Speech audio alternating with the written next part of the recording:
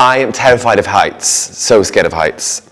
And I kind of conquered my fear a little bit by going up there. I didn't do the full thing, but I had to come down halfway through because I was panicking. I was like this, holding onto a tree. Hello, I'm Geraint Rhys, and I'm one of the cast members of Feral Monster. I first read the script for Feral Monster and I thought it was mad.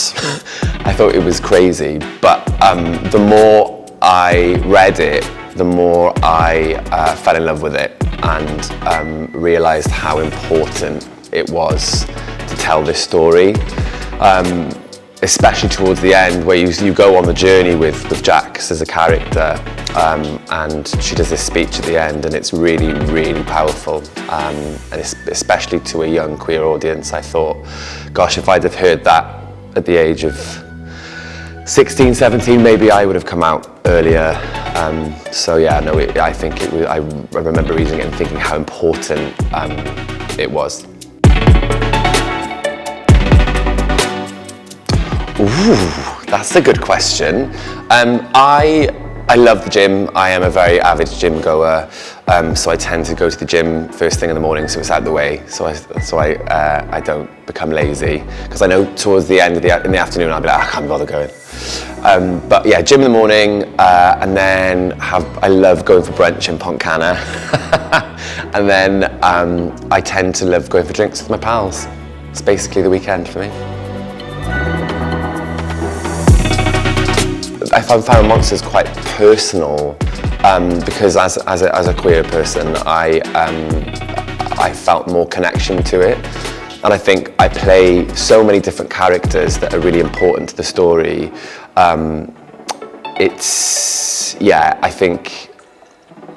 think this felt more heartfelt, and I felt more connected to this story, because generally I play quite straight butch characters. I've been very lucky enough to not be sort of typecast. So in this I get to play all sorts of characters, from, you know, a horny brain part to an alcoholic dad. But in terms of story and characters, yeah, I think this I've got more ties to this, really. Oh gosh, silly,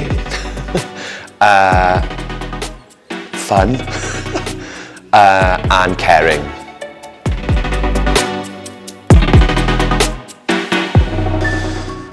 The most rewarding, I would say that for people of a certain age to come and see this, if they're in their sort of their 50s and their 60s, and they come and see this powerful show about queerness, it's kind of a lesson. I've had a few of them come up to me and say it's really changed their minds, and it's really opened their minds and opened their eyes, and made them realise that people are people, and you know, they're not, for example, someone who is non-binary isn't doing it just to be cool.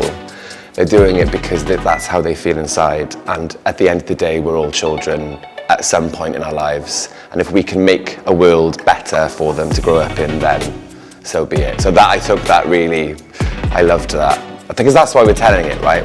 It's a kind of a lesson, but it's not preachy. I would go to the future. I certainly wouldn't go to the past. You know, yeah, future. I'd like to see what my future holds. The past can stay in the past.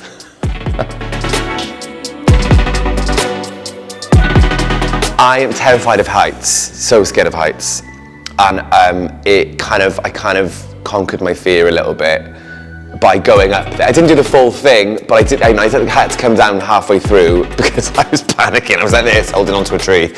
But I'd say that was the most adventurous I've been. Absolutely. Turn up on time, know your lines, and be easy to work with.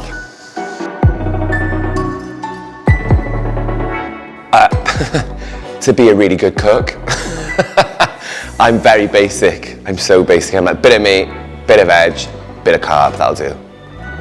Yeah, I'd like to be more enthusiastic with cooking.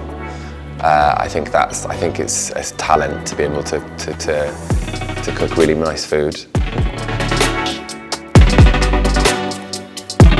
I would say be yourself. Always be yourself. Be confident. Trust your gut and your instincts.